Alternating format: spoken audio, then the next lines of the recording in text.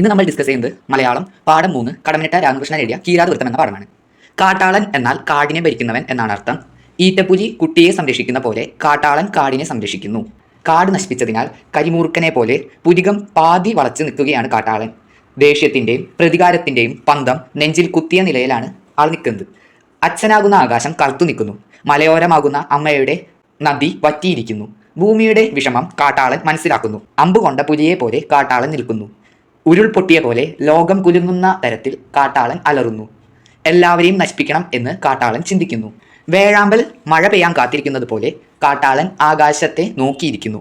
തൻ്റെ സ്വപ്നങ്ങൾ നിറഞ്ഞ ആകാശവും ചോലമരത്തിൻ്റെ താഴെ നൃത്തമാടിയ കാടത്തികളും അതിൻ്റെ കൂടെ താളം കൊട്ടി പഴച്ചാർ കഴിച്ചവരും എവിടെ പോയി മറഞ്ഞു എന്ന് കാട്ടാളൻ ചിന്തിക്കുന്നു. ഈ കരിയുന്ന മണം അവരുടെ എല്ലുകളാണോ എന്ന് കാട്ടാളൻ സംശയിക്കുന്നു.